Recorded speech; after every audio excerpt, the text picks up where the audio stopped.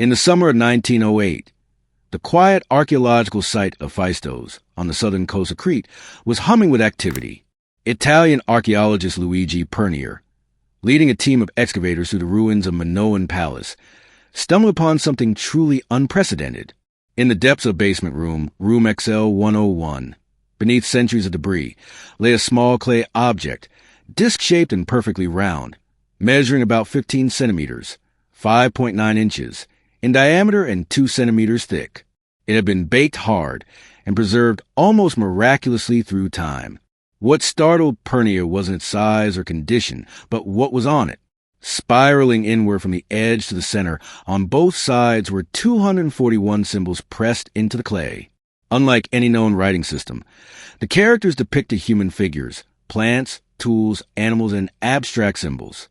These weren't carved but stamped, suggesting the use of movable type or stamps over 3,000 years ago. At a glance, it seemed to be a form of writing, but none that matched Minoan scripts like Linear A or Linear B. It wasn't Greek, Egyptian, Sumerian, or Phoenician either. What was it? A language? A code? A prayer? Or a hoax? From that moment on, the Phaistos Disc wasn't just another artifact. It became a puzzle that would baffle linguists, historians, and code breakers for over a century. The Phaistos Disc is divided into spirals, with each symbol carefully stamped into the clay in an orderly progression toward the center. Scholars quickly noted that the symbols fell into 45 unique types, repeated in combinations across the disc's 241 tokens. Some resembled human heads with feathered headdresses. Others looked like fish, birds, arrows, shields, or flowers. This led many to believe the disc represented a syllabic or logographic writing system. Each symbol might stand for a syllable, a word, or even a concept. But how to interpret it?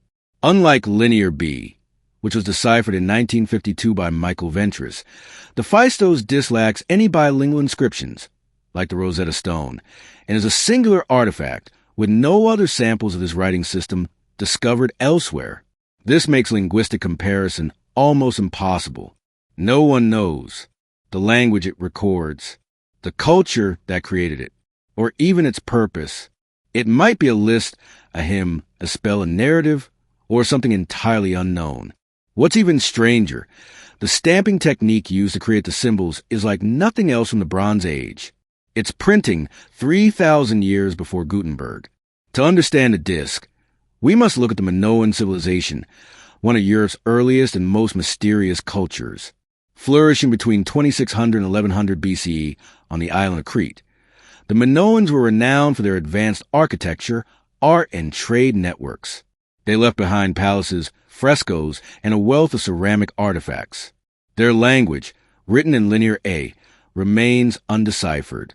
Only their later script, Linear B, was cracked, revealing an early form of Greek. But the Phaistos Disc shares no known link with either script. That suggests one of two things. One, the disc represents an unknown Minoan dialect or ceremonial script. Two, or it came from a completely different culture. Some suggest it may have come from Anatolia, Syria, or even Mesopotamia, carried to Crete via trade or conquest. But without parallels or context, such theories remain speculative. Each symbol on the Phaistos Disc appears deliberately chosen. Unlike alphabetic systems where letters stand for sounds, the disc symbols resemble pictograms, visual representations of objects or ideas.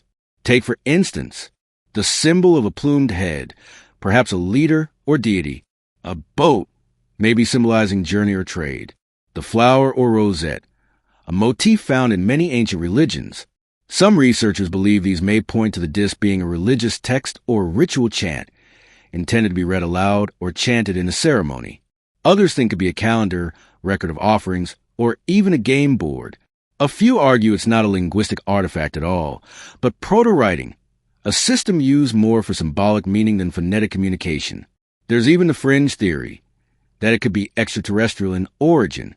Regardless of speculation, none of the interpretations have achieved scholarly consensus.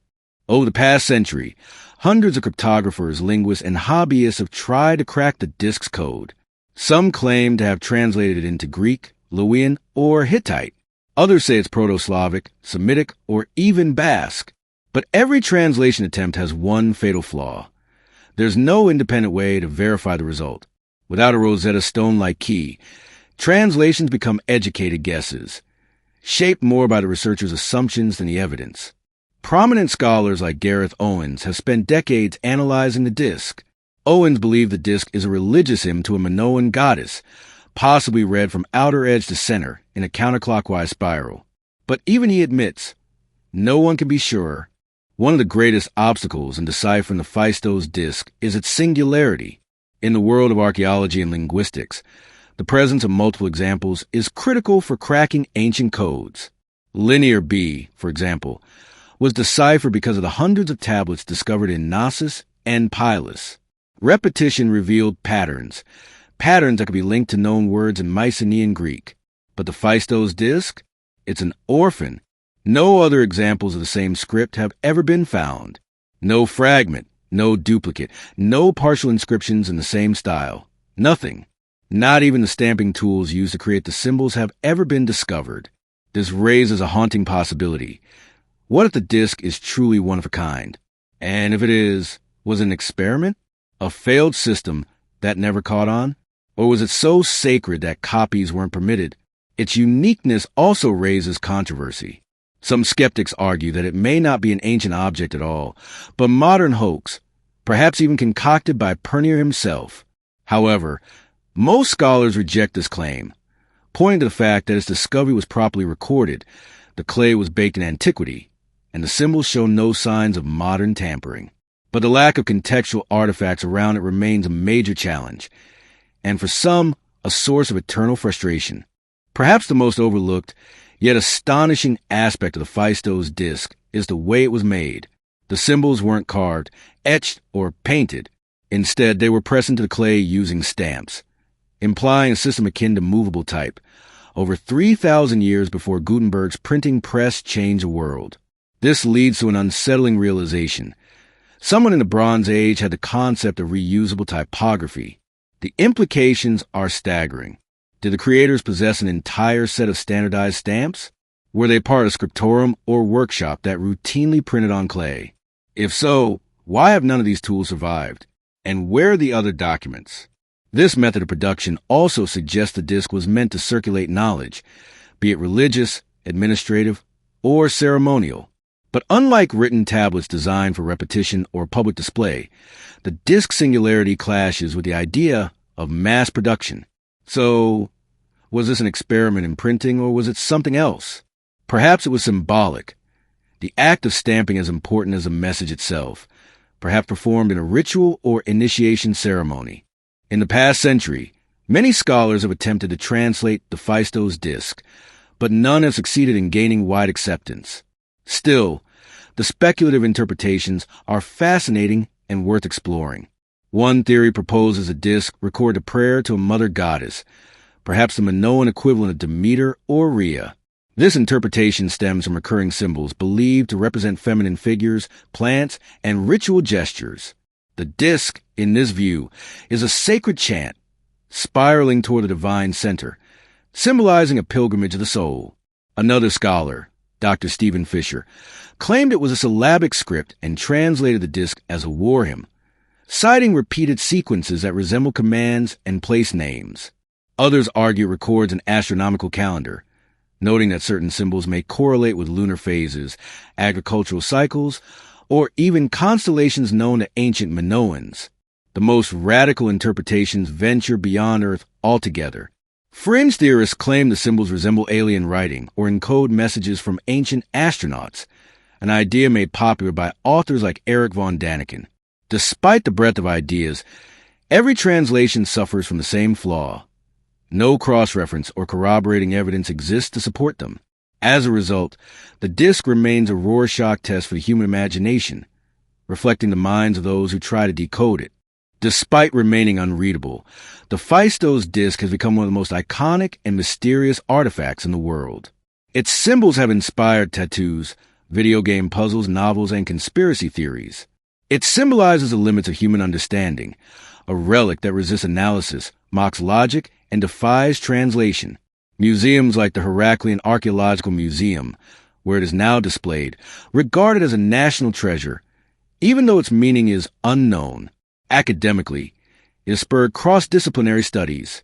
Linguists, mathematicians, AI researchers, and cryptographers have all taken their turn at cracking the disk. Projects using machine learning algorithms have attempted to detect patterns in symbol usage, frequency, and structure. Yet, every approach runs into the same wall: too little data. Still, it challenges our assumptions. It reminds us that not all ancient people thought like we do. Their logic, their gods, their stories, all encoded in symbols we may never grasp. But maybe that's part of its magic. Here lies a deeper philosophical question. Should we decipher the Phaistos Disc? For over a century, the disc has existed not as a mere object, but as a symbol of mystery, a reminder of the vast unknown that still surrounds ancient human civilizations. Its undeciphered script is almost like a sacred silence, speaking volumes in its quiet resistance to modern logic.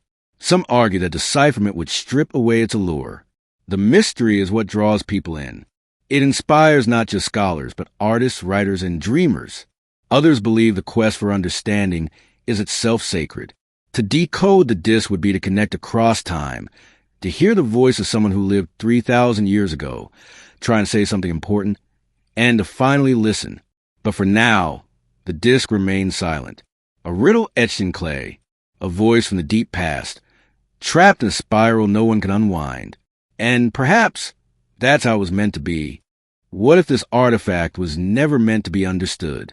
What if some secrets are meant to remain silent? If this mystery captivated you, don't forget to like the video, subscribe to the Crete Stories, and hit the bell icon so you never miss our deep dives into the world's most unsolved enigmas. Drop a comment below. What do you think the disc says?